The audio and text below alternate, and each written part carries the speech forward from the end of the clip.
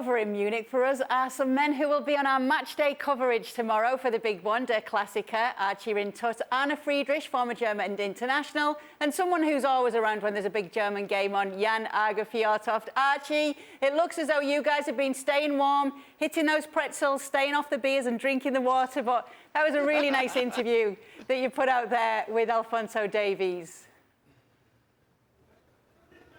Thanks, Kay. Yeah, staying warm. We're having a little gander at all the men in lederhosen who are behind us here. We're starting to freeze a bit, but yes, thank you for the interview that Alphonso Davies gave to us. And I'd like to pick up on that to start with, Arne, where he was talking about Julian Nagelsmann, how difficult he is to understand in German, amongst other things. Do catch the full interview on our YouTube channel, all 29 minutes of it. And in there, he's saying he's difficult to understand, and maybe on a tactical level, does Julian Nagelsmann try to do too much? Does he overcomplicate it sometimes when he doesn't need to, in a similar way to Pep Guardiola, I guess? No, I wouldn't say so. So obviously, if you come into Bayern Munich, you don't want to change everything. Obviously, it's a very successful team.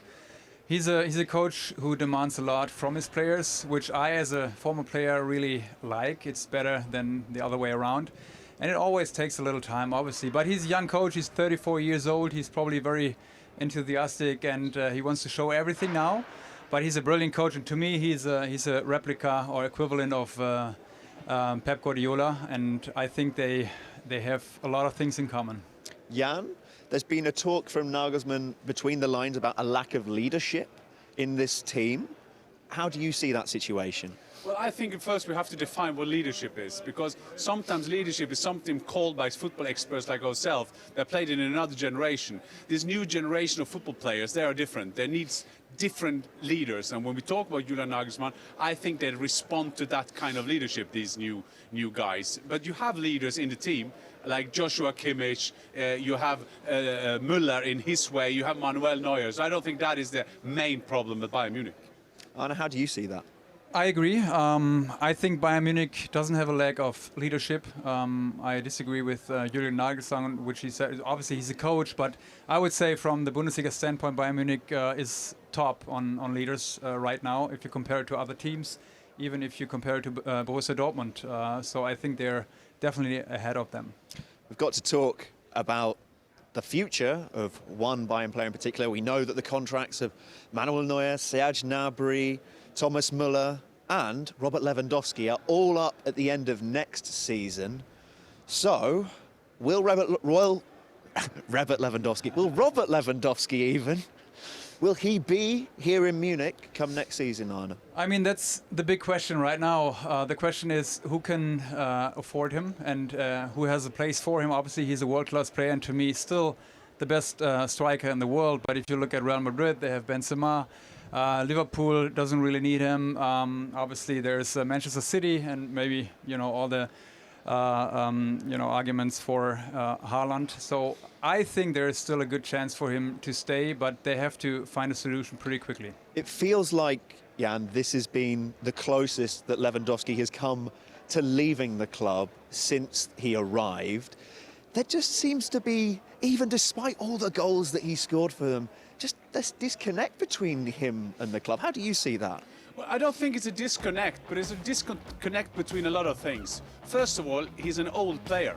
He's a fantastic player, he's an old player, so meaning 2 or 3 years contract is hard to give in general. Secondly, there is an Erling Haaland, and Bayern Munich will always try to get the best player in the Bundesliga, as they should.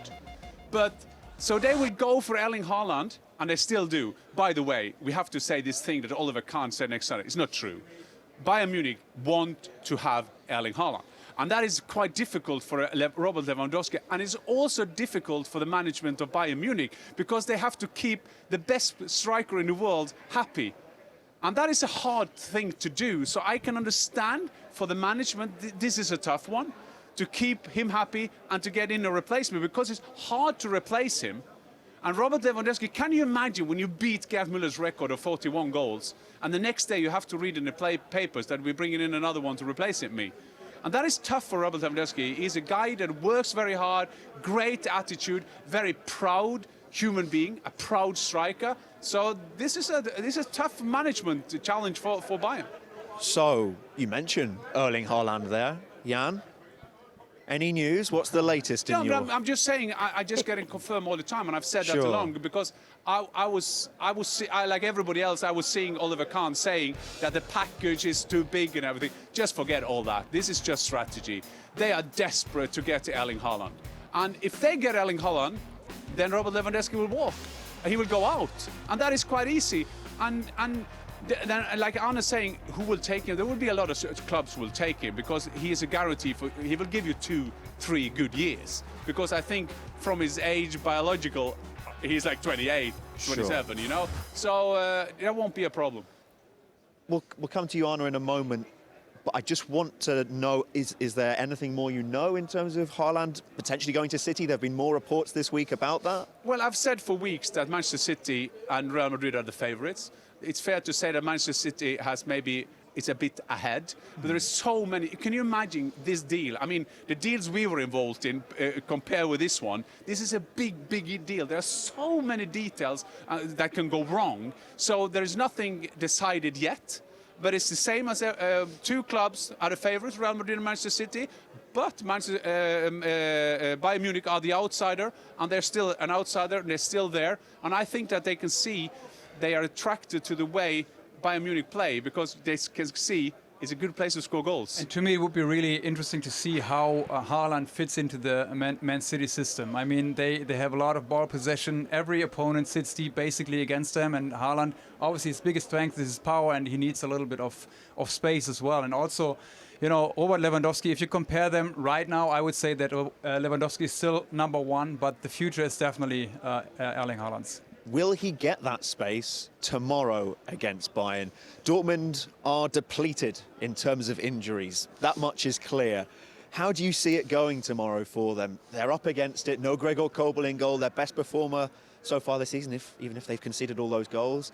What's the equation for them? No, they should not get him at all any space, but I think it's going to happen at one point. Bayern Munich is going to press up high. They want to win the game, and I'm pretty convinced they will win the game. And obviously, there's always a risk for the defense to stay too up. And obviously, they have great defenders, but still, sometimes every once in a while, I think it's still, you know, lack of leadership a little bit. You know, Upamecano is a fantastic player. He's going to be a top player within the next 2 years. Hernandez and also Pavard, they're really good, top-notch players.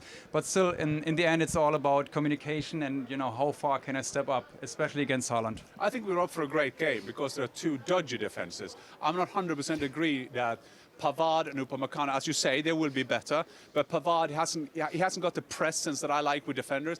If I was a striker, I would play against Pavard because I think he doesn't have that presence. So I think that Erling Haaland and the likes and the attackers at Dortmund will get chances. And we know Robert Lewandowski will go to bed tonight and we think, thank God I'm playing the defense of Dortmund tomorrow because I know I will get 5 chances. And then he'll probably get 2 or 3. So Dortmund will concede goals. And the goalkeeper, you say, were the best performance. Okay. Don't say that the defender were the best performance as well.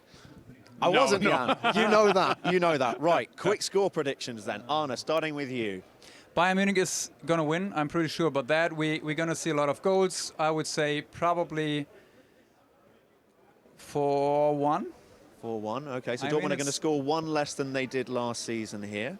Jan? I am the last one who hope for the excitement in the German Bundesliga, so I will go for my heart. So I say 3-2 Dortmund. Dortmund, according to Jan, are going to end their bad run of form that they've been having since coming to Munich. My opinion, for what it's worth, Kay, 2-2, score draw. Let's see what happens. Oh, we're very much looking forward to seeing you guys on the broadcast tomorrow as well. We'll let you get warm. Thanks so much for being with us, Archie. Well, thank you very much for watching ESPN FC on YouTube. For more sports highlights and analysis, be sure to download the ESPN app. And for live streaming, premium content, and of course, ESPN FC 7 days a week, subscribe to ESPN+.